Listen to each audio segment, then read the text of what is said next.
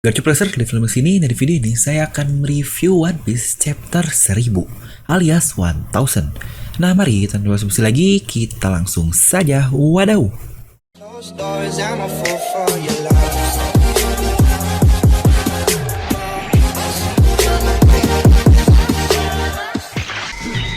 Nah seperti biasa sebelum lanjut ke video ini jangan lupa untuk subscribe dan juga nyalakan bel notifikasinya agar video-video langsung muncul di HP kalian. Serta pastikan kalian menonton video ini sampai habis, jadi tidak ada informasi yang miss dan juga yang terlewat. Buat kalian juga yang ingin mendapatkan badges yang lucu-lucu, serta emoji yang keren-keren, bahkan ada Gomu-Gomu no Retrox di sini, kalian bisa langsung join di channel membership Devil Nami. Nah, akhirnya nih, rilis juga di chapter 1000, yang bukan hanya spesial bagi kita semua, para pecinta One Piece, melainkan bagi pihak Shonen Jump juga. Karena mereka pun membuat cover majalah terbesar sepanjang sejarah alias baru pertama kali. Itu pun dalam rangka 1000 chapternya One Piece. Mungkin buat yang tidak tahu, itu adalah dua majalah One Piece ini di chapter lalu 999 dan chapter 1000 akhirnya digabungkan untuk covernya. Ya, kita pun memang tahu One Piece ini diketahui sebagai manga yang paling laris di dunia. Dan berikut adalah data pada September 2019, mungkin manga selanjutnya disusul oleh Dragon Ball dan yang lain-lain lah. Kalian bisa langsung lihat di gambar. Oke, kita akan langsung saja nih untuk review chapter gila ini alias chapter 1000. Dimulai dari color split, ya karena tidak ada cover story lah, sudah jelas dong. Ini chapter spesial dimana color splitnya juga nyambung dengan color split chapter 999 kemarin. Selain cover dari majalah WSJ, tapi color splitnya juga nyambung. Terlihat seluruh kru topi jerami beserta tengkorak di tengah ini. Nah, mungkin kalian sadar atau tidak, ini tengkoraknya sama persis ketika tengkorak di chapter 100 loh. Dimana chapter tersebut berjudulkan A Legend Has Begun. Dan itulah kemunculan dari Monkey D. Dragon. Jadi, jika kita sambungkan ke chapter 1000, ini yang berjudul Luffy si topi jerami atau Mugiwara no Luffy, Straw Hat Luffy lah. Dimana banyak juga sih yang bilang chapter ini judulnya mirip dengan chapter 2. Sebenarnya pengertiannya itu cukup berbeda loh. Untuk chapter 2 ini berjudul Bocah Itu yang Menggunakan Topi Jerami atau That Boy the Straw Hat Wearing Luffy. Tapi ini sebenarnya bisa menjadi salah satu acuan dari pernyataan berikut ini. Jika di chapter 100 yang dikatakan sebagai legenda telah dimulai, dan chapter 2 adalah seorang bocah yang menggunakan topi jerami yang bernama Luffy. Dan chapter 1000 ini yang cuma Straw Hat Luffy saja, jadi dapat kita artikan legenda yang dikatakan oleh Oda di chapter 100 itu adalah Luffy ini sendiri. Jadi bukan membahas seorang legenda yang lain, tetapi itu menciptakan legenda baru, makanya judulnya A Legend Has Begun. Nah, jadi jika di chapter 1000 ini berjudul legenda telah bergerak atau apapun lah seperti prediksi-prediksi, maka semua ini memang Oda buat menjadi diri Luffy lah sang legenda tersebut. Nah oke lah, kita akan langsung saja ke isi cerita dari One Piece chapter 1000. Jadi di chapter ini dimulai dengan Luffy yang sudah sampai di lantai 5, dimana di lantai itu sudah dibantai habis pasukan-pasukan Kaido oleh timnya Inuarashi alias Sicilian Squad. Dimana di sini pun Luffy berkata kepada Sicilian bahwa dia tidak melupakannya ketika dia melindungi Reizo dengan mempertaruhkan nyawanya, dan terlihat di situ Sicilian yang menangis di sana. Dimana panel pun langsung berpindah ke keadaan Marco the Phoenix yang tetap masih bersama dengan Babang Joro-Joro. Itu pun untuk sampai ke puncak Onigashima. Anehnya di sini adalah serangan dari Queen dan juga King tidak bisa menembus atau tidak bisa melukai Marco ini seperti yang kita lihat di chapter sebelumnya. Jadi serangan tersebut tuh memang benar-benar menembus tubuh Marco. Padahal kita tahu lah, untuk seorang level Komandan Yonko tidak mungkin kan dia menyerang tanpa menggunakan haki. Dan disitu pun Queen sendiri kebingungan. Loh, ini kekuatan apaan sih? Dia ini memang tidak bisa dikalahkan atau bagaimana? Seorang Komandan Yonkou saja sampai bingung seperti itu. Bahkan itu pun ke sesama Komandan Yonkou alias Marco ini. Sebenarnya dari situ saja sudah cukup kelihatan gak sih levelnya yang berbeda. Jadi kalau menurut saya itu adalah kekuatan regenerasi dari Marco yang levelnya udah kayak Logia. Jadi tubuhnya memang solid lah alias tubuh manusia biasa karena dia Zoan. Yang membedakannya hanyalah tubuhnya kembali cepat atau regenerasi yang tingkat advance saja. Yang berarti sangat cepat sekali tubuhnya langsung sembuh. Di situ pun kita melihat dia menahan keduanya alias King dan juga Queen. Yang menurut saya, wah ini sangat wadaw sekali. Sejauh ini, kita hanya melihat Marco terluka itu hanya dengan batu laut dan ketika ditampol oleh Garp ini. Ya, Garp sih beda gitu loh. Di sini kita bisa lihat leher Queen yang berubah menjadi seperti cyborg begitu. Ya, mungkin itu alasan juga lah kenapa dia bisa menembakkan peluru dari mulutnya seperti di chapter 999 lalu. Di mana di sini Yamato akhirnya memberikan jurnal dari Kozuki Oden ini langsung ke orang dengan darah yang sama, alias Kozuki Momonosuke. Dia menemukannya saat kastil Oden ini terbakar di dekat sungai. Di sini Yamato pun berkata, sepertinya ada seseorang yang telah melindungi jurnal ini dari kebakaran. Oke, siapakah orang ini? Dari kata-katanya sih mengindikasikan ada karakter lain yang melindungi itu semua selain para Skabard yang kita pun tahu tugasnya masing-masing. Dimana feeling saya adalah itu tugas dari Lady Toki alias istrinya.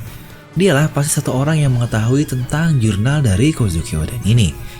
Ya sebenarnya saya pernah bahas sih kemungkinan Toki itu masih hidup di video ini, mungkin kalian bisa cek juga. Nah ternyata di sini pun dijelaskan perkataan tentang 20 tahun itu, alias yang dituliskan oleh Oden dan yang sudah diramalkan juga.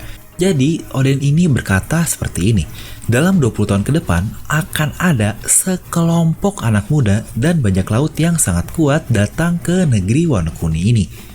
Oke, jadi di sini sudah sangat clear sekali dijelaskan sebagai sekelompok orang ya, bukan seseorang yang mungkin kita dapat mengatakan itu Luffy sendiri. Dan jika kita sadar ke chapter 999 lalu, itulah juga alasan kenapa Yamato bertanya kepada S, apakah ada anak muda? Mungkin itu maksudnya seperti perkataan dari Kozuki Oden ini. Karena yang Oden tuliskan di sini adalah sebagai young and powerful pirates. Nah, dimana kita pun tahu jawaban dari S ini seperti apa. Dimana disitu S menyebutkan Kid, Lau, dan Luffy yang pastinya akan menjadi paling kuat dari itu semua. Yang kita pun tahu, ketiga orang tersebut bahkan saat ini sudah berhadapan di depan Kaido dan Big Mom. Mungkin ada dua orang lah yang tidak ada saat ini, yaitu BG yang kita pun tahu dia sudah terang-terangan melawan Big Mom di Whole Cake Island, dan Kevin Something alias Cavendish yang dia sendiri sudah di bawah Luffy saat ini. Jadi itu semua sebenarnya sangat masuk akal sekali. Ini juga nih yang saya katakan di spoiler ketika S tidak sengaja menyebut mimpi dari adik kecilnya alias Luffy.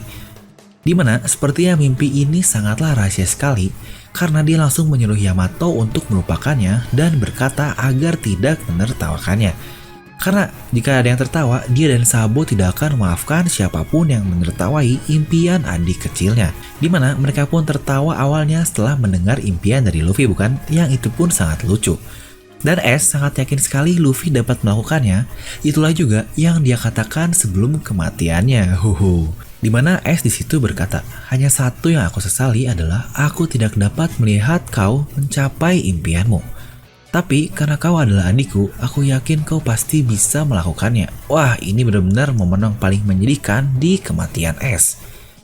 Dan di sini pun dikatakan juga dengan lantang oleh Yamato, dia tidak akan menertawakannya karena di jurnal Kozuki Oden ada seseorang yang sangat hebat alias big figure yang mengatakan hal persis dengan Luffy. Oke, ini sebenarnya cukup tricky sih, karena di sini Yamato tidak memberitahu siapa yang berkata seperti itu. Dia hanya berkata great man atau big figure saja. Padahal yang ngomong itu adalah Roger loh, bapak dari lawan bicara kau woi Yamato alias Portgas DS. Wah, kalau S tahu ini sebelum kematiannya bakal gila sih, dimana bapaknya berkata sama persis dengan adik kecilnya. Tapi ya di situ juga Yamato belum tahu S adalah anak dari Roger sih. Jadi wajar karena dia baru tahu itu setelah kematian S 2 tahun yang lalu. Di situ Yamato memberikan favorite card S kepadanya agar bisa bertemu kembali karena Yamato ini percaya S lah orang yang Kozuki Oden tunggu. Tapi mengingat bagaimana Yamato ini dia tidak memberitahu secara asal lah isi dari jurnal Oden ini kepada siapapun, jadi saya sangat yakin jika dia gabung ke dalam krunya Luffy, dia pun tidak akan asal menyebutkan isi jurnal tersebut kepada Luffy. Dan mengingat Luffy pun berkata hal yang sama seperti dengan Roger, dan Roger adalah impian dari Oden, dan Oden adalah Yamato ini sendiri, yang kita pun tahu Luffy ini sudah seperti Roger. Jadi sudah 90% lebih lah saya sangat yakin Yamato akan mengikuti Luffy kemanapun. Oke, mengenai apa kata-kata yang Luffy dan Roger katakan, sebenarnya ini sudah pernah saya bahas di video lain. Tapi mungkin untuk intro dikit lah, bahwa Luffy ini berkata, dia akan menyatukan dunia ini. Itulah yang buatnya kenapa ditertawakan oleh Sabo dan juga Ace. Mungkin untuk lengkapnya kalian bisa cek di video ini yang sudah pernah saya bahas lengkap dengan alasannya. Nah, kembali ke Luffy, di mana dia sudah sampai dan ternyata para supernova yang lain alias trio Jamet, Jegi, Monkey dan Torao beserta partnernya Zoro dan Killer sudah berhadapan dengan Big Mom dan Kaido di puncak Onigashima. Wah, bangke emang ya, Lau ini yang lain capek-capek naik ke atas, dia tinggal room doang tanpa terluka. Hal pertama yang Luffy lakukan ketika sampai adalah dia melewati kedua Yonkou ini dan langsung menuju ke arah Kinemon, tepatnya dengan para Scabbard lain yang sudah diratakan. Ingat, mereka diratakan semua oleh Kaido seorang diri, yang bahkan komandan Yonkou Kaido yang lain kesulitan melawan para Scabbard ini. Di sini, Kaido seorang diri meratakan mereka semua. Wah, ini benar-benar sesuatu yang sudah sangat gila. Padahal Scabbard ini levelnya setara komandan Yonkou loh. Karena kita pun tahu ada Izo yang juga komandan Yonkou dari Shirohige. Inilah mungkin yang ditakutkan oleh Shirohige jika mereka melawan Kaido. Dimana Kinemon yang satu-satunya masih sadar berkata bahwa dia memohon agar Luffy menyelamatkan Wano Kuni ini, dan tentu saja jawabannya adalah iya, bukan? Ketika di situ Kaido datang dan mau menghajarnya, Luffy enak banget nih merintasi Torao. Itu untuk memindahkan mereka semua dengan roomnya dengan isi sekali. Dan Luffy yang dengan semua beban yang didapatkan dari para samurai ini, seperti contohnya mereka rela hampir mati satu negara demi melindungi Raizo, yang dia juga katakan terima kasih ke Sicilian. Lalu Momonosuke yang menangis ketika ingin melawan Kaido, kematian dari Yasui, serta perkataan kakek Kyo, semuanya Luffy simpan ke dalam satu serangannya ini alias di mode Gear Third, yang bahkan ini pun memberikan efek ke Kaido tidak seperti serangan-serangan di mode Gear Fourth lah, yang hanya geli-geli saja kepada Kaido, yaitu Gomu Gomu no Red Rocks, onjay. Sepertinya ini Red Hawk tapi di versi Gear Third-nya kali ya. Ya mungkin kalau yang nanya, kok bisa ngefek sih bang? Ya jelas dong, Haki Ryo Advance yang sudah dia pelajari itu pasti dimasukkan ke dalam serangannya dong, biar bisa masuk. Bahkan di sini pun Big Mom cukup kaget ketika Kaido menerima serangan seperti itu, dan inilah yang epic sekali. Ketika Luffy berkata, saya adalah Monkey D. Luffy, dan saya akan melampauimu. Saya adalah orang yang akan menjadi Raja Bajak Laut. Waduh, wadaw sekali. Sebenarnya anjir keren banget sih kalau ngelihat Luffy ngomong gitu dengan jubahnya yang menurut saya itu meningkatkan kegantengan 1000%. Ya mungkin mirip ketika cowok kalau habis sholat Jumat lah. Sejujurnya ini pun sangat mirip ketika ingin melampaui lawan pertamanya yang seorang Shichibukai alias Crocodile. Di situ pun dia berkata bahwa dia akan melampaui dirimu alias Crocodile ini, dan saat ini dia ingin melampaui seorang Yonkou. Anjos. Ya, dan chapter pun berakhir di sana. Tidak ada tulisan sih untuk libur minggu depan karena chapter 1000 ini rilisnya harusnya tanggal 4 Januari 2021. Dan memang minggu depannya alias tanggal 11 Januari itu rilis chapter 1001. Tapi karena kita baca versi ilegal yang muncul lebih cepat, jadi chapter 1001 ini akan rilis di tanggal 9 atau 10 Januari ya. Nah overall ini seperti biasa nih akan saya beri nilai untuk tiap chapter. Untuk chapter 1000 ini entah kenapa tidak se-hype chapter 999 untuk isinya. Ya tapi karena banyak epicnya plus supernova plus jurus Luffy yang baru yang kena ke Kaido, akan saya kasih nilai 9,75 dari skala 10, anjay. Nah jadi begitulah untuk review di chapter 1000 kali ini. Mungkin kalian bisa langsung tuliskan pendapat kalian di kolom komentar di bawah. Serta buat kalian juga yang ingin beli merchandise channel Devilomi, kalian bisa langsung klik link di deskripsi video. Dan buat yang ingin join menjadi channel membership Devilomi, kalian bisa langsung klik tombol join di sebelah tombol subscribe. Dan seperti biasa, semoga kalian terhibur dengan video ini. Like aja kalau kalian suka, dislike aja kalau nggak suka. Jangan lupa untuk subscribe dan juga share video ke teman kalian. Gue Devilomi pamit, and I'll see you guys next time.